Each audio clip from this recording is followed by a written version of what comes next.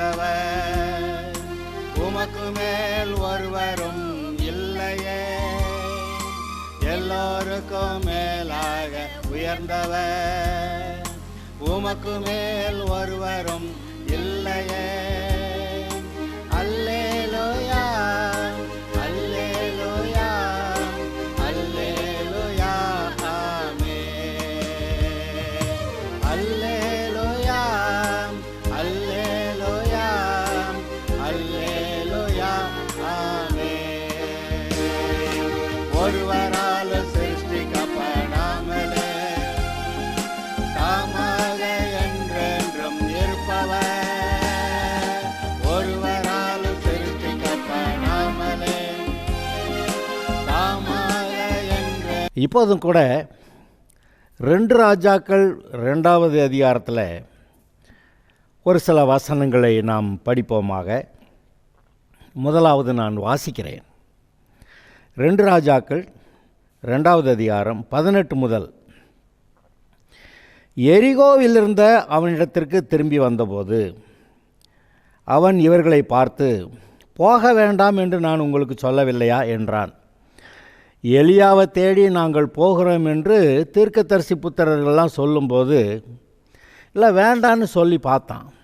ஆனால் இவர்கள் நாம் போய் தேடுறோம் என்று சொன்னார்கள். சரி போங்கன்னு விட்டுட்டு, சலித்து போக மட்டும் கேட்டபடியால் போங்கன்னு விட்டுட்டான். இப்பொழுது அவர்கள் திரும்பி வந்து எலியாவை காணவில்லை என்று சொல்லுகிறார்கள். நான் தான் போக வேண்டான்னு சொன்னேன்ல, அப்படி சொல்கிறான். சரி, இப்பொழுது அந்த நடக்கப் போகிற ஒரு அதிசயத்தை பாருங்கள். பின்பு அந்த பட்டணத்தின் மனுஷர் எலிசாவை நோக்கி, இதோ எங்கள் ஆண்டவன் காண்கிறபடி இந்த பட்டணம் குடியிருப்புக்கு நல்லது, தண்ணீரோ கெட்டது, நிலமும் பாழ் என்றார்கள். பாருங்க, நல்ல பட்டணமா, தண்ணீர் கெட்டது, நிலமும் பாழ். குடியிருக்கிறதுக்கு நல்ல இடம், ஆனால் தண்ணீர் கெட்டது, நிலமும் பாழ் என்றார்கள். அப்பொழுது அவன் ஒரு புது தோண்டியை எடுத்து அதில் உப்பு போட்டு கொண்டு வாருங்கள் என்றான். அதை அவனிடத்தில் கொண்டு வந்தபோது அவன் நீரூற்றண்டைக்கு போய் உப்பை அதில் போட்டு, இந்த தண்ணீரை ஆரோக்கியமாக்கினேன், இனி இதனால் சாவும் வராது, நிலப்பாழும் இராது என்று கர்த்தர் சொல்லுகிறார் என்றான். எலிசா சொன்ன வார்த்தையின்படியே அந்த தண்ணீர் இந்நாள் வரைக்கும் இருக்கிறபடி ஆரோக்கியமாயிற்று. இது நடந்த இடம் எங்கே? எரிகோ. இந்த எலிசா எப்படி அங்கே வந்தான்? எலியா எடுத்துக்கொள்ளப்பட போகிற போது அவன் கில்காலிலேருந்து கர்த்தரனை பெத்தேலுக்கு போக சொல்கிறாரு. அப்புறம் அங்கேருந்து எரிகோவுக்கு போக சொல்கிறாரு, அங்கேருந்து யோர்தானுக்கு போக சொல்கிறாருன்னு சொன்னபோது அவனோட கூட எலிசாவும் வருகிறான். யோர்தானை தாண்டி போனார்கள். அங்கே கர்த்தர் எலியாவை ஒரு சுழல் காட்டில் எடுத்துக்கொண்டார். அப்பொழுது அவனிடத்திலிருந்து விழுந்த அந்த சால்வையை எடுத்து முறுக்கி யோர்தானை அடித்து யோர்தான் பிளந்தது. அவன் இக்கரைப்பட்டான். இக்கரைப்பட்டு எரிகோவுக்கு வந்து விடுகிறான். அந்த சமயத்தில் இந்த தீர்க்கதரிசிகளின் புத்திரர்களெல்லாம் நாங்கள் போய் அவனை தேடட்டோம்னு கேட்டு பார்த்தா எவ்வளோ சலித்து போகும் வரைக்கும் கேட்டிருக்கிறாங்க. சரி போய் தேடுன்னு விட்டால் கடைசியில் வர்றாங்க, 3 நாள் கழித்து கண்டுபிடிக்க முடியலன்னு. சரி, நான் தான் போக வேண்டான்னு சொன்னேன்லன்னு சொல்லிவிட்டு, ஆனால் ஒரு காரியம், அந்த தீர்க்கதரிசிகள் புத்திரர் எல்லாரும் எலிசாவை தங்களுக்கு தலைவனாக ஏற்படுத்தி கொண்டார்கள் என்று நீங்கள் அதை வாசிக்கணும், அதை புரிந்து கொள்ளணும். ஏன்னா 15வது வசனத்தில் எரிகோவில் பார்த்து கொண்டு நின்ற தீர்க்கதரிசிகளின் புத்திரர் அவனை கண்டவுடனே எலியாவின் ஆவி எலிசாவின் மேல் இறங்கி இருக்கிறது என்று சொல்லி அவனுக்கு எதிர்கொண்டு போய் தரை மட்டும் அவனை குனிந்து அவனை வணங்கி, இதோ உமது அடியாரோட 50 பலவான்கள் இருக்கு. அதுக்கப்புறம் பேசுகிறாங்க. அப்போ தரை மட்டும் குனிந்து அவனை வணங்கி, நான் ஏற்கனவே சொன்னேன், எலியா தான் அவன் போகிற ஊர்களிலே அநேக இடங்களிலே அங்கே தீர்க்கதரிசிகள் பள்ளிக்கூடத்தை ஆரம்பித்து அங்கே எப்படி கர்த்தருடைய பிள்ளையாக இருப்பது, கர்த்தருடைய வரங்களை பெற்று எப்படி தீர்க்க தரிசனம் சொல்லுவது என்று அதை ஒரு ஸ்கூலாக நடத்தியிருந்திருக்கிறான். அங்கே கில்கால்லேருந்து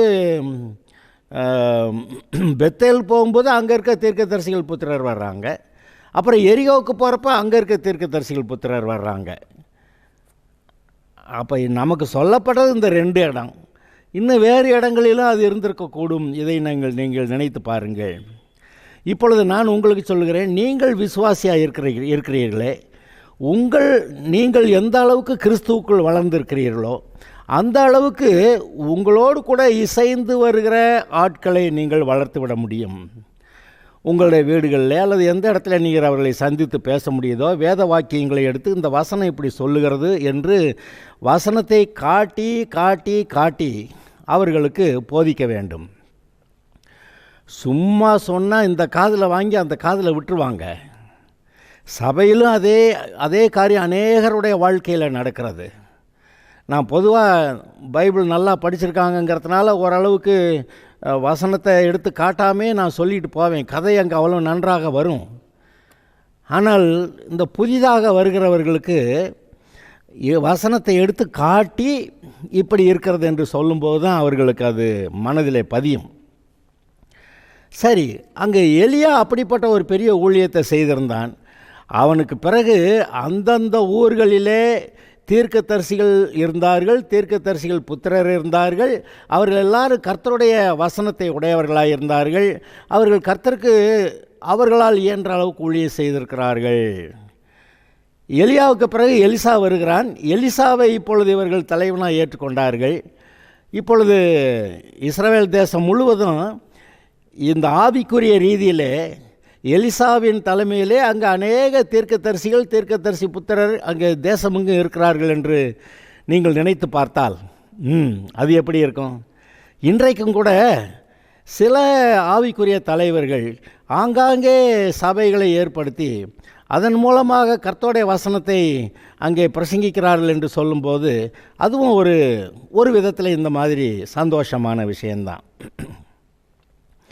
சரி, இப்பொழுது எரிகோவுக்கு வருவோம். இங்கே பெத்தேலிருந்து, அதாவது யோர்தான் நதியிலிருந்து புறப்பட்டு எரிகோவுக்கு வந்த இந்த எலிசா அங்கே சில நாள் தங்கி இருக்கிறான். ஏன்னா இவங்க 3 நாள் போய் தேடிட்டு திரும்பி வர்றாங்க. அங்கே அது வரைக்கும் அவன் அங்கே இருக்கிறான். பாருங்கள், அங்கே ஒரு அற்புதம் நடக்கிறது. நீங்கள் நன்றாய் கவனியுங்கள். இந்த எரிகோ பற்றி இதற்கு முன்பு நீங்கள் எங்கே வாசித்திருக்கிறீர்கள்? எரிகோ பட்டணத்தில் இருந்த ராகாப் என்னும் வேசி, அவள் இயேசுவை, அதாவது இஸ்ரவேலின் தேவனாகிய கர்த்தரை ஆண்டவராக ஏற்றுக்கொண்டு அந்த மீதி எரிகோ மக்களோட கூட அவள் அழிக்கப்படாதிருந்தாள், அவள் காக்கப்பட்டாள். அது மாத்திரமல்ல, இஸ்ரவேல் கோத்திரத்தில் ஒரு மனுஷன், அந்த வேசி ராகாப் வேசி, புறஜாதி பெண், ஆனால் கர்த்தரை தெய்வமாக ஏற்றுக்கொண்டாள். அவள் என்ன சொல்கிறா? மேலே வானத்திலும் கீழே பூமியிலும் இஸ்ரவேலின் தேவனாகிய கர்த்தரே தேவன் என்று அவள் சொல்லிட்டா. ஆக உண்மையாகவே அப்படி கர்த்தரை ஏற்றுக்கொண்டு வருகிற ஒரு நேரம் வந்தது. ஏற்றுக்கொண்டாள். அவள் இஸ்ரவேலர் கோத்திரத்தோட கோத்திரமாக சேர்ந்துட்டா. சரி, இப்போ இன்னொரு விஷயத்தை நான் சொல்லணும். அந்த எரிகோ கோட்டையை விழப்பண்ணுற போது யோசுவா என்ன சொல்லியிருந்தான்? அந்த கோட்டை விழுந்த பிறகு அவன் சொல்கிறான், மறுபடியுமாய் இந்த எரிகோவை கட்டுகிற மனுஷன் அதை அஸ்திபாரம் போடும்போது தன்னுடைய மூத்த குமாரனையும், அதுக்கு வாசல் நிலையை வைக்கும்போது அவனுடைய இளைய குமாரனையும் சாக கொடுக்க கடவன் அப்படின்னு சொல்லி விட்டுட்டான். ஏன்னா இந்த எரிகோ சபிக்கப்பட்ட ஒரு பட்டணம்னு சொல்லிட்டான். இவர்கள் இஸ்ரவேலுக்கு எதிர்த்து நின்றார்கள். எப்பொழுதுமே கர்த்தர் சொல்லுவார், முதல்ல ஒரு சமாதான கொடியை காட்டு, அவங்க சமாதானம் இருந்து உங்களுக்கு பகுதி கற்றவர்களாக இருக்கிறாங்கன்னா அவங்கள உயிரோட வச்சுக்கிறலாம் அப்படி சொல்லுவார். அதை செய்வாங்க. ஆனால் இவங்க எதிர்த்து நின்றார்கள். அது மாத்திரமல்ல, இது ஒரு விதத்தில் சபிக்கப்பட்டு போயிட்டு. எப்படி சபிக்கப்பட்டது? யோசுவா சபித்து விடுகிறான். ஏயா ஒரு மனுஷன் இஷ்டத்துக்கு அவன் பாட்டுக்கு சபிச்சிடலாமா? அப்படியெல்லாம் நம்ம கேள்வி கேட்கணும். கேட்டு பார்த்தா இல்லை, யோசுவா சபித்ததில் கர்த்தருடைய பின்னணி இருக்கிறது என்பதை நீங்கள் புரிந்து கொள்ளலாம். கர்த்தர் தான் யோசுவாட்ட பேசி அந்த மாதிரி அந்த சாபத்தை சொல்லியிருக்கிறாரு. அதனால் எரிகோ பட்டணம் ஒரு பட்டணமாக இருந்துருச்சு. சரி, எரிகோ பட்டணம் சபிக்கப்பட்டதாக இருந்தது. அந்த பட்டணத்தை மறுபடியும் எடுத்து கட்டுக்கிறவன் அஸ்திபாரம் போடுறப்ப மூத்த குமாரனையும் கதவு நிலையை வைக்கிறப்ப இளைய குமாரனையும் கொடுக்க கடவன். சரி, சாபம். ஆனால் அத்தோடு அந்த சாபத்தோடே அந்த எரிகோ எல்லாமே முடிந்து விட்டதா என்றால் இல்லை. பாருங்கள், கர்த்தர் அம்மோனியரையும் மோவாபியரையும் சபித்திருந்தார். 10ஆம் தலைமுறை வரைக்கும் கூட இவங்க கர்த்தருடைய ஆலயத்துக்குள்ளே வரக்கூடாது. ஏன்னா அவர்கள் தவறான விதத்தில் அந்த சந்ததி பிறந்தது என்று அவர் சொல்லுகிறார். ஆனாலும் அந்த மோவாப் சந்ததியிலிருந்து ரூத் ரட்சிக்கப்பட்டு வந்தாள். இதெல்லாம் நம்ம நினச்சி பார்க்குறோம். அது மாத்திரம் இல்லை, நான் அநேகர் அங்கே அந்த அம்மோனியர் மோவாபியரில் ஆண்டவரை கர்த்தரை இஸ்ரவேலின் தேவனாய கர்த்தரை ஏற்றுக்கொண்டு வந்தவர்கள் உண்டு. அதாவது சபிக்கப்பட்டதுன்னா மொத்தத்தில் ஒருத்தர் கூட ரட்சிக்கப்படாமல் போயிட்டாங்கங்க. அப்படி கிடையாது. அதிலே மனம் திரும்புகிறவர்கள் சாகவே சாவா என்று நான் சொன்னாலும் கூட அவன் மனம் திரும்பினால் அவன் பிழைக்கவே பிழைப்பான் என்று சொன்ன கர்த்தர் மாறாதவர். இங்கே பாருங்கள், இந்த எரிகோவில் இப்படி ஒரு அற்புதம் நடந்திருக்கு. என்ன நடந்தது? இப்படி சபிக்கப்பட்ட இந்த எரிகோவில் அங்கே தீர்க்கதரிசிகள் இருக்கிறார்கள், தீர்க்கதரிசி புத்திரர் இருக்கிறார்கள். எலியா வரும்போது எலிசாக்கிட்ட அவங்க பேசுகிறாங்க. அப்போ இதிலேருந்து என்ன தெரிகிறது? தீர்க்கதரிசிகளும் தீர்க்கதரிசி புத்திரர்களும் அங்கே இருந்தால் அதனை சபிக்கப்பட்ட நாடுங்களா? இல்லையே. மறுபடியும் எவ்வளவு சபிக்கப்பட்டிருந்தாலும் அவர்களை மறுபடியும் மீட்கும்படியாய் தேவன் தம்முடைய ஆட்களை அங்கே அனுப்புகிறார். அதை நீங்கள் நினைத்து பாருங்கள். எதை சபிச்சிட்டாங்க அதனால் சுத்தமாக சபிக்கப்பட்டு போச்சு? கிடையவே கிடையாது. இந்த எரிகோ பட்டணத்தில் அங்கே தீர்க்கதரிசிகள், தீர்க்கதரிசி புத்திரர். அங்கே நான் சொன்னேன் எலியா தீர்க்கதரிசி பள்ளிக்கூடம் நடத்தியிருந்திருக்கான்னு. ஏன்னா இங்கே இருக்குது, பெத்தேலில் இருக்குது, இன்னும் மற்ற இடங்களில் இருக்குது, நமக்கு சொல்லப்படலை, அவ்வளோதான். ஓகே, இப்போ இந்த ஊரில் எலிசா 2-3 நாள் தங்கி இருக்கிறான். என்ன நடந்ததுன்னு நினைக்கிறீங்க? அந்த பட்டணத்து மனுஷர் எலிசா கிட்ட வர்றாங்க. இதோ எங்கள் ஆண்டவன் காண்கிறபடி இந்த பட்டணம் குடியிருப்புக்கு நல்லது, தண்ணீரோ கெட்டது, நிலமும் பாழ் என்றார்கள். அவங்க கர்த்தருடைய மனுஷன் வர்றாங்க. இது இப்போ இங்கே பாருங்கள், இந்த காலகட்டங்களில் கூட ஒரு சிலர் சில ஊர்களிலிருந்து இங்கே ஒரு சபை போதகர் இருக்கிறார், சபை நடத்துகிறார், நான் அங்கே போய் கர்த்தருடைய வசனத்தை கேட்கிறேன் என்று மக்கள் வருகிறார்களா இல்லையா? அதுபோல் எரிகோவிலையும் கூட ஒரு சிலர் இங்கே கர்த்தருடைய மனுஷன் வந்திருக்கிறார், நாம் அவர்கிட்ட போய் பேசுவோம், இந்த தேசம் பாழாக கிடக்குது, தண்ணீர் பாழாக கிடக்குது, பேசுவோம் என்று எலிசாவிடத்தில் வருகிறார்கள். அதுவே ஒரு பெரிய விஷயமா இல்லையா? கர்த்தரிடத்தில் ஒரு நன்மையை பெற்றுக்கொள்ளலாம் என்று சொல்லி கர்த்தருடைய மனுஷன் இந்த மனுஷர்களை பாருங்கள். என்ன சொல்லிட்டாங்க? பட்டணம் குடியிருப்புக்கு நல்லது, தண்ணீர் கெட்டது, நிலமும் பாழ். கர்த்தருடைய மனுஷன்ட்டு அப்படி சொன்னால் எப்போ நான் என்ன பண்ணுறது? அப்படி சொல்லிட்டு எலிசா போகலை. என்ன நடந்தது? அவன் ஒரு புது தோண்டியை எடுத்து அதில் உப்பு போட்டு கொண்டு வாருங்கள் என்றான். அதை அவனிடத்தில் கொண்டு வந்தபோது புது தோண்டி, புதுசாக ஒரு கலையம் எடுத்து அதில் உப்பை போட்டு கொண்டு வா அப்படின்றான். அவன் நீரூற்றண்டைக்கு போய் உப்பை அதில் போட்டு, இந்த தண்ணீரை ஆரோக்கியமாக்கினேன், இனி இதனால் சாவும் வராது, நிலப்பாழும் இராது என்று கர்த்தர் சொல்லுகிறார் என்றான். என்ன ஒரு அற்புதம்! கேட்டது புது தோண்டி, அது நமக்கு காரணமெல்லாம் சொல்ல முடியாது. ஏன்ப்பா ஒரு வெங்கல பாத்திரத்தை எடுத்துகிட்டு வந்திருக்கக்கூடாதா, ஒரு கண்ணாடி டம்ளரில் தண்ணி கொண்டு வந்திருக்கக்கூடாதா, அப்படியெல்லாம் உப்பு போட்டிருக்கக்கூடாதான்னு கேட்கலை. அவன் சொன்ன அவ்வளோதான். கர்த்தர் சொல்லியிருக்கிறார், புது தோண்டி எடுத்துகிட்டு அதில் உப்பை போட்டு கொண்டு வா. இந்த வார்த்தைக்கு அந்த மனுஷர் கீழ்ப்படுகிறார்களா என்பதுதான் கேள்வி. கர்த்தருடைய மனுஷன் சொல்லுகிறான், கர்த்தருடைய மனுஷன் மூலமாக பேசுகிறார், புது தோண்டி உப்பை போட்டு கொண்டு வாருங்கள். அவங்க யுவர்ஸ் ஒபீடியன்ட்லின்னு உடனே போய் அதே போல் புது தோண்டி எடுத்து உப்பை போட்டு கொண்டு வந்துட்டாங்க. அவன் நீரூற்றண்டைக்கு போய் உப்பை அதிலே போட்டு இந்த தண்ணீரை ஆரோக்கியமாக்கினேன், இனி இதனால் சாபம் வராது, நிலப்பாழும் இராது என்று கர்த்தர் சொல்லுகிறார் என்றான். ஏங்க என்ன நடந்துருச்சு? உப்பை கொண்டு நீரூற்றில் போட்டானா, போட்டவுடனே சொல்லிட்டான் தண்ணீரை ஆரோக்கியமாக்கினேன். எலிசாவா? இல்லை, கர்த்தர். எலிசா கர்த்தருடைய கரங்களில் ஒரு கருவியாக இருக்கிறான். இப்போ கொண்டு போட்டுட்டு தண்ணீரை ஆரோக்கியமாக்கினேன்னு சொல்கிறான். இது ஒரு பெரிய ஆச்சரியமான விஷயம் இல்லையா? என்னையா அது, தோண்டியை கொண்டாட சொன்னானா, உப்பை கொண்டாட சொன்னானா, போட சொன்னானா, போட்டானா தண்ணீர் ஆரோக்கியமாயிருச்சான். இனி இதனால் சாபம் வராது, நிலப்பாழும் இராது என்று கர்த்தர் சொல்லுகிறார். இங்கே நீங்கள் கவனிக்கணும், எரிகோ சபிக்கப்பட்ட நகரம்தான். அதிலிருந்து ராகாப் வேசி மட்டும் தப்பினாள். அவள் இஸ்ரவேலராக அவள் கலந்துட்டா. இந்த ஜனங்கள் அப்படியே கர்த்தர் விட்டாரான்னு கேட்டால், அங்கே கர்த்தர் தீர்க்கதரிசிகள் பள்ளிக்கூடத்தை ஏற்படுத்தி தீர்க்கதரிசிகள் புத்திரெல்லாம் தீர்க்க தரிசனம் சொல்லுகிறவர்களாய் வருகிறார்கள். அப்போ அந்த ஊரில் சுவிசேஷம் அறிவிக்கிற ஆட்களை கர்த்தர் வச்சுருந்துருக்கிறாரு. அங்கே ஒரு கூட்டம் ரட்சிக்கப்பட்டு வருது. இப்போ இன்றைக்கி ஒரு கூட்டம் ஜனம் எலிசாக்கிட்ட வருது இல்லை.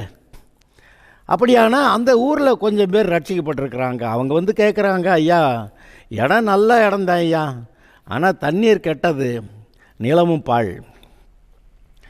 கர்த்தர் வர்றாரு, என்னமோ சொல்கிறாரு, தோண்டி எடுத்துட்டா உப்பை போட்டு வா, கொண்டு போட்டாச்சு, தண்ணீர் ஆரோக்கியமாயிற்று.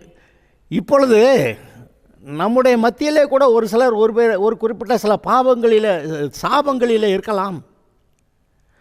அந்த சாபத்தில் கிடக்கிற அதோடு அவுட்டுங்க. அவன் அப்படியெல்லாம் கிடையாது. அவர்கள் கர்த்தரிடத்தில் திரும்புவார்களானால் சாபங்களை ஆசீர்வாதமாய் மாற்றுகிற ஒருவர் இருக்கிறார். பாருங்க, இஸ்ரவேலரை சபிக்க சொல்லி பாலாக்குங்கிற மோவாபின் ராஜா பிலேயாமுக்கு கூலி பொருத்தி கூட்டிகிட்டு போகிறான். ஆக அங்கே சபிக்கிறது கூட்டி போகிறான். கர்த்தர் என்ன பண்ணி விட்டார்? அந்த சாபங்களை ஆசீர்வாதமாக மாற்றி விட்டார். சபிக்க சொல்லி அவன் சொல்கிறான், பிலேயாம்கிட்ட கர்த்தர் பேசி அவங்களை ஆசீர்வதிச்சுப்பிடு இஸ்ரவேலரை அப்படின்னு சொல்லிவிட்டார். அவன் ஆசீர்வதிச்சுப்பிட்டான். ஒரு தடவை, 2 தடவை, 3 தடவை, 3ஆவது தடவை நிமித்தங்க பார்க்க கூட போகலை, ஆசீர்வதிச்சுப்பிட்டான். ஆக கர்த்தர் வரும்போது ஆசீர்வாதம் வருகிறது, இவர்கள் கர்த்தரை விட்டு போகும்போது சாபம் வருகிறது. அப்படி எரிகோ மக்கள் சாபத்திலே வாழ்ந்தார்கள். ஆனால் ஒரு நாளிலே கர்த்தர் வருகிறார். மறுபடியும் யோசுவா சபித்தாங்க. அந்த சாபத்திலே அவங்க கிடந்திருப்பாங்கன்னு நம்ம நினைக்கிறோம். ஆனால் நடந்தது என்ன?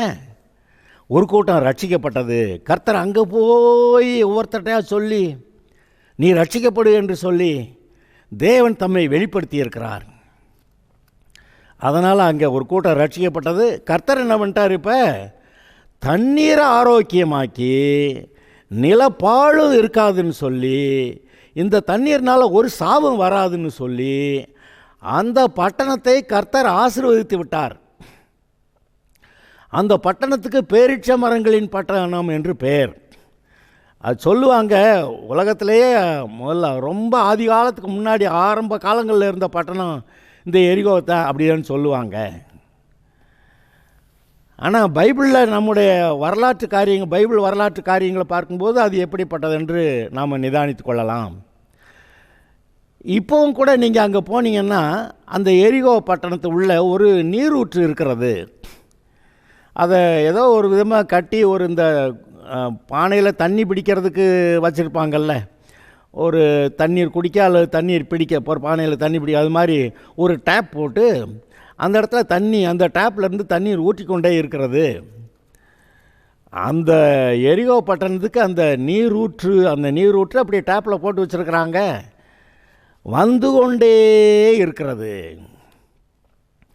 அதை எலிசாவின் நீரூற்று என்று அதற்கு பெயர் வைத்திருக்கிறார்கள். ஏன்னா எலிசா தான் போய் அதை தண்ணீரை ஆரோக்கியமாக்கினான். ஆக அதற்கு பிறகு அந்த எரிகோ பட்டணத்தில் கர்த்தருடைய ஜனங்களும் இருந்திருக்கிறார்கள். அந்த எரிகோ பட்டணத்துக்கு கிழக்க தான் அந்த சவக்கடல் அல்லது உப்பு கடல் அங்கே இருக்கிறது. அந்த எரிகோ பட்டணமே ஒரு கடல் மட்டத்தை விட பள்ளத்தில் தான் இருக்குது. அதை விட இன்னும் பள்ளத்தில் அந்த உப்பு கடல் இருக்கிறது. 1330 அடி, 1300 அடின்னு வச்சுக்கிறோமே, அவ்வளவு கடல் மட்டத்திலேருந்து பள்ளத்தில் இருக்கக்கூடிய ஒரு பகுதி அது. அது இந்த ரிஃப்ட் வேலின்னு சொல்லி இஸ்ரவேல் தேசத்திலிருந்து ஆப்பிரிக்கா வழியாக போகக்கூடிய ஒரு பெரிய, அதாவது பூமி மடிந்து உள்ளே இறங்கிய ஒரு தோற்றம் அங்கே நீங்கள் பார்க்கலாம். நீங்கள் பைபிளில் வாசிங்கன்னா கோராக, அபிராம், தார்த்தானெல்லாம் மோசைக்கு விரோதமாக பேசின போது அந்த பூமி பிளந்து அங்கே கோராக, அபிராம், தார்த்தானெல்லாம் அவங்களும் அவங்களோட குடும்பமும் அவருடைய ஆடு மாடுகள் எல்லாம் அந்த பூமியில் மண்ணுக்குள்ளே போனார்கள் என்று வாசிக்கிறீர்கள். நான் சமயத்தில் நினைப்பேன், அந்த மாதிரி பூமி பிளந்து இந்த ஆட்கள் உள்ளே போகிறதுக்காக கர்த்தர் செஞ்ச ஏற்பாடு தான். இந்த மற்ற பகுதிகளை விட இந்த பகுதி மாத்திரம் பூமியில் கடல் மட்டத்தை விட மிகவும் ஆழமாய் 1300 அடிக்குன்னு பாருங்கள் எப்படி. அப்போ அந்த உப்பு கடல் 1300 அடிக்கு மேலே அது வந்து கடல் மட்டத்திலேருந்து பள்ளத்தில் இருக்குன்னா, அங்கேருந்து தண்ணி வேறு எங்கே போகும்? எங்கேயும் போக முடியாது, ஆவியாகிறது மட்டும்தான். அதுவும் கூட அந்த தான் பகுதியிலிருந்து கலிலேயாவுக்கு யோர்தான் நதியிலே தண்ணீர் வந்து, யோர்தானிலிருந்து அந்த கலிலேயா கடலிலிருந்து கடலிலிருந்து புறப்பட்டு வருகிற தண்ணீர் யோர்தான் நதி வழியாக வந்து இந்த உப்பு கடலில் விழுகணும். அதுதான் தண்ணீர் சப்ளையே. ஆனால் அதுவும் மிகவும் கொஞ்சமாகிவிட்டது என்ற நிலைமையில் அந்த உப்பு கடலும் வற்றி கொண்டே போகிறது. அதனுடைய உப்பு அதிகமாக இருக்கிறபடியாலே மனிதர்கள் அதில் மூழ்க முடியாது, அதில் மிதந்து கொண்டிருப்பார்கள். சரி, அதெல்லாம் வேடிக்கை பார்க்கறதுக்கு அநேக காரியங்கள் இருக்கலாம். ஆனால் அதன் அருகே இருந்த எரிகோ பட்டணம் மறுபடியும் கர்த்தரால் ஆசீர்வதிக்கப்பட்டதாக இருந்தது. அங்கே கர்த்தர் வந்து எந்த ஜனத்தையும் நீ எனக்கு வேண்டாம் என்று தள்ளிவிடவில்லை. இதை நீங்கள் நினைத்து பாருங்கள். எந்த ஜனத்தையும் கர்த்தர் வேண்டாம் என்று தள்ளிவிடவில்லை. இன்னொரு விஷயத்தை ஆச்சரியமாக பார்த்தீங்கன்னா, ஒரு கதை சொல்கிறார். தகப்பன் வந்து தன்னுடைய மூத்த குமாரனை பார்த்து, நீ போய் இந்த தோட்டத்தில் வேலை செய்யணும் அப்படி சொன்னாராம். அவன் போக மாட்டேன்னானா, அப்புறமேல் மனஸ்தாப்பட்டு போனானா. ஆனால் இளைய குமாரன்ட்ட போய் நீ போய் அந்த தோட்டத்தில் வேலை செய்யணுன்னா போகிறேன்ட்டு போக மாட்டேன், போகாமல் இருந்துட்டானா. இதில் யார் கர்த்தருடைய சித்தத்தை செய்ததுன்னு கேட்டால் மூத்தவன்னு சொல்லுவாங்க. அது எங்கே இருக்குது? மத்தேயு 21வது அதிகாரத்தில் 28வது வசனத்திலிருந்து வாசிக்கிறேன். ஆயினும் உங்களுக்கு எப்படி தோன்றுகிறது? ஒரு மனுஷனுக்கு 2 குமாரர் இருந்தார்கள். மூத்தவனிடத்தில் அவன் வந்து, மகனே நீ போய் இன்றைக்கு திராட்சை தோட்டத்தில் வேலை செய் என்றான். அதற்கு அவன் மாட்டேன் என்றான். பிறகு ஆயிலும் அவன் பின்பு மனஸ்தாபப்பட்டு போனான். இளையவனிடத்திலும் வந்து அப்படியே சொன்னான். அதற்கு அவன் போகிறேன் ஐயா என்று சொல்லியும் போகவில்லை. இவ்விருவரில் எவன் தகப்பனுடைய சித்தத்தின்படி செய்தவன் என்று கேட்டார். அதற்கு அவர் மூத்தவன் தான் என்றார்கள். அப்படி சொல்லிவிட்டு அடுத்து என்ன சொல்கிறாரு? அப்பொழுது இயேசு அவர்களை நோக்கி, ஆயக்காரரும் வேசிகளும் உங்களுக்கு முன்னே தேவனுடைய ராஜ்யத்தில் பிரவேசிக்கிறார்கள் என்று மெய்யாகவே உங்களுக்கு சொல்கிறேன்ட்டார். அது என்னது ஆயக்காரர்களும் வேசிகளும்? அதாவது ஆயக்காரர்களும் வேசிகளும் கர்த்தருடைய சித்தத்தை செய்து ரட்சிக்கப்பட்டுறாங்க. அது யார்? புறஜாதி மக்கள். ஆதாமுடைய காலத்திலிருந்து, அப்புறம் அந்த நோவா காலத்திலிருந்து ஷெம் காம் யாப்பேத் வந்தது, அந்த காலங்களிலிருந்து கர்த்தரை தெய்வமாய் கொண்டிராத அந்த ஜனம், ஆபிரகாமின் சந்ததியில் ஈசாக்கு வம்சவழியில் வர்றதெல்லாம் தேவனுடைய ஜனம், மீதி எல்லாம் புறஜாதிகள். அந்த புறஜாதிகளை தான் கர்த்தர் வந்து மூத்தவன்னு சொல்லிட்டாரு. அதில் ஆயக்காரன், வேசிகள் அதெல்லாம் இருக்குது. இந்த இஸ்ரவேல் ஜனங்களை பார்த்தா இவங்க அடங்க மாட்டேங்கிறாங்க, கடின இருதயம் உள்ளவர்களாக இருக்காங்க. போகிறேன்னு சொல்லிட்டு போக மாட்டேங்கிறாங்க. அவங்களாவது போக மாட்டேன்னு சொல்லிட்டு மனஸ்தாபப்பட்டு போகிறேன்றாங்களாம். அப்படி ஒரு கதை சொல்கிறார். எது? புறஜாதி மக்கள் இயேசுவை ஆண்டவராக ஏற்றுக்கொண்டு கர்த்தரை விசுவாசித்து ரட்சிக்கப்படுகிறார்கள். அதனால் அந்த புறஜாதி மக்களாக இருந்த ஆயக்காரர்களும் வேசிகளும் உங்களுக்கு முன்னாடி ரட்சிக்கப்பட்டு பரலோக ராஜ்யத்துக்கு போகிறாங்க அப்படின்னு கர்த்தர் யூதர்கள்ட்ட பேசுகிறாரு. சரி, இது எல்லாம் எரிகோவுக்கும் அப்ளை ஆகிறது. இஸ்ரவேல் ஜனங்கள் ரட்சிக்கப்பட மாட்டேன் என்று சொல்லி கொண்டு இயேசுவே சிலுவையில் அறைந்த போது, இங்கே எரிகோவில் இருக்கக்கூடிய ஒரு சிலர் ரட்சிக்கப்படுகிறார்கள் என்றால் அது எவ்வளவு சந்தோஷம். அந்த எலிசாவுடைய காலத்திலேயே ஒரு கூட்டம் எரியோவிலிருந்து இயேசு, அதாவது கர்த்தரை தெய்வமாய், இஸ்ரவேலின் தேவனாகிய கர்த்தரை தெய்வமாய் ஏற்றுக்கொண்டு வந்திருந்திருக்கிறார்கள். ஆதலால் தலைமுறை தலைமுறையாய் தொடர்ந்து அங்கே சுவிசேஷம் அறிவிக்கப்பட்டிருந்திருக்கும். இன்றைக்கு நீங்கள் போய் பார்த்தால் அந்த அது என்ன பேரிச்ச பழம் பேரிச்ச மர பட்டணம் என்று சொல்வார்கள். ஆமாம், அங்கே தான் பேரிச்ச மரங்கள் நிறைய இஸ்ரவேல் தேசத்தில் பேரிச்ச மரங்களும் பழங்களும் நிறையா கிடைக்கக்கூடிய இடம். ஓகே, அப்படியாக கர்த்தர் இந்த எரிகோவில் இருந்த தண்ணீர் கெட்டது, நிலமும் பாழ், அந்த நிலைமையில் இருந்த ஒரு பட்டணத்தை கர்த்தர் அன்று ஆசீர்வதிக்கிறார். நான் இப்பொழுது உங்களிடத்தில் கேட்கிறேன், வெகு நாளாக சாபத்தில் இருக்கிறேன் என்று நீங்கள் நினைக்கிறீர்களா? இப்பொழுது கர்த்தர் வருகிறார். நீங்கள் கர்த்தர்கிட்ட பேசுங்க. கர்த்தாவே, வெகு காலம் நான் சாபத்தில் இருந்துட்டேன் ஆண்டவரே, நிலைமை ரொம்ப மோசம், இதுக்கு மேலே வாழ முடியலை, நீர் எனக்கு உதவி செய்யணும் என்று சொல்லி நீங்கள் கர்த்தரிடத்தில் பேசுங்கள். சபிக்கப்பட்ட எரிகோவை எப்படி கர்த்தர் ஆசீர்வதித்து அங்கே தண்ணீரை ஆரோக்கியமாக்கி அந்த நிலப்பாழு இருந்ததை அதையும் கூட சரி பண்ணி மக்கள் வாழ்வதற்கு நல்ல ஒரு இடமாக ஆக்கி கொடுத்தாரோ, அதுபோல் இன்று கர்த்தரிடத்தில் கேட்கிற உங்களுடைய ஜெபத்தை கர்த்தர் கேட்டு உங்களுக்கு ஆசீர்வாதத்தை கட்டளையிடுவார். நான் உறுதியாக சொல்கிறேங்க, கர்த்தரிடத்தில் வருகிற ஒருவர் வெறுமையாய் திரும்பி போகிறதில்லை. விருதாவாய் என்னை தேடுங்கள் என்று நான் யாக்கோபின் சந்ததிக்கு சொன்னதில்லை என்று சொல்லுகிறார். அது என்கிட்ட வாங்க, ஆனால் ஒன்றும் கிடைக்காது அப்படி சொல்லலை. என்கிட்ட வந்தால் என்னமோ கிடைக்கும். இன்று அவரிடத்தில் வாருங்கள், அவரிடத்தில் பேசுங்கள்.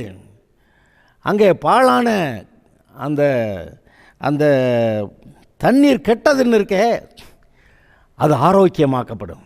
உங்களுடைய வாழ்க்கை ஆரோக்கியமாக்கப்படும். கர்த்தர் வருகிறார். இதை பேசிக்கொண்டிருக்க இப்பொழுதுதானே எனக்கு தோன்றுகிறது, கர்த்தர் உங்களுடைய வாழ்க்கையில், இந்த வார்த்தையை கேட்டுக்கொண்டிருக்கிற உங்களுடைய வாழ்க்கையில் கர்த்தர் வருகிறார். அங்கே ஆரோக்கியத்தை உண்டாக்குகிறார். அவர் நிலப்பாழையும் போக்கி அங்கே அந்த பட்டண மக்கள் குடியிருப்புக்கு நல்ல ஒரு இடமாக மாற்றுகிறார்.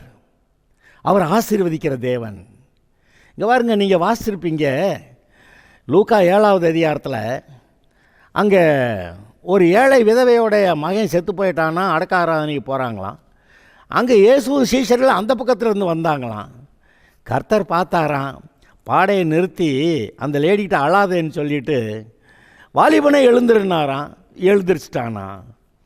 அந்த அடக்காராதனை ஊர்வலம் அதோட நின்று போச்சு. இன்றைக்கும் கூட நம்முடைய வாழ்க்கையில் எல்லாம் அடக்காராதனை காரியமாக நடக்குதே. நான் என் வாழ்க்கையே கெட்டு போச்சே, என் வாழ்க்கை செத்து போச்சு, இன்னுமே நான் என்ன செய்வேன்? அங்கே எசேக்கியேல் 37வது அதிகாரத்தில் அந்த உலர்ந்த எலும்புகளை எப்படி கர்த்தர் எழுப்பி ஒரு பெரிய சேனையாய் நிறுத்தினாரோ, அதுபோல் உலர்ந்து போன எலும்புகளாக இருக்கிற உங்களுடைய வாழ்க்கையும் கூட எழுப்பி ஒரு பெரிய சேனையாய் உங்களை நிறுத்த வல்லவராகிய கர்த்தர் உங்களுக்கு இருக்கிறார். இதை நினைத்து பாருங்கள். இன்று கர்த்தர் வருகிறார், உங்களுடைய வாழ்க்கையில் இன்று வருகிறார், இன்று அற்புதம் செய்கிறார். அந்த வார்த்தைக்கு, அவர் பேசுகிற வார்த்தைக்கு நீங்கள் என்ன பதில் சொல்லுகிறீர்கள்? கர்த்தாவே, என்னுடைய வாழ்க்கையை ஆசீர்வதியும், அந்த சாபங்கள் நீங்கட்டும் என்று கேட்கிறீர்களா? எஸ், டுடே, இன்று கர்த்தருடைய ஆசீர்வாதம் வருகிறது. கர்த்தர் நல்லவர். இது ஏதோ நீங்கள் எலிசா 2 மடங்கு ஆசீர்வாதத்தை பெற்றுக்கொண்டான்னு மட்டும் நீங்கள் பார்க்கக்கூடாது. அங்கே பெத்தேல்லையும் சரி, பெத்தேலுக்கு ஒரு கதை இருக்குது. ஏன் பெத்தேல்னு பேர் வந்தது? அதுக்கு ஒரு கதை இருக்கு இல்லையா? அதில் ஒரு விஷயம் இருக்கிறது. இது எரிகோ சொன்ன உடனே நமக்கு இந்த யோசுவா சபித்தது, இப்பொழுது இங்கே அது தண்ணீர் அது ஆரோக்கியமாக்கப்பட்டு அது எலிசாவின் நீரூற்றுன்னு சொல்லுகிற அளவுக்கு அங்கே வந்தது எல்லாம் நீங்கள் பார்க்கிறீர்கள். எரியோவில் இருந்த வேசி ராகாப் ரட்சிக்கப்பட்டு விட்டாள். இதையெல்லாம் நினைத்து பார்க்கும்போது அங்கே வருகிற கர்த்தர் உங்களை ஆசீர்வதிக்கிறார். இன்று உங்களுக்கு அது ஆசீர்வாதத்தை கொடுக்கிறார். ராகாபு போல இருந்தால் கூட இன்றைக்கு நீங்கள் ரட்சிக்கப்பட முடியும். அந்த இஸ்ரவேல் கோத்திரத்தோட கோத்திரமாய் அவள் இணைந்து விட்டால் இப்பொழுது கர்த்தருடைய ஜனமோடு நீங்கள் இணைந்து விட முடியும். கர்த்தர் வருகிறார், பேசுகிறார். கவனிப்போமாக, அவரை ஏற்றுக்கொள்வோமாக.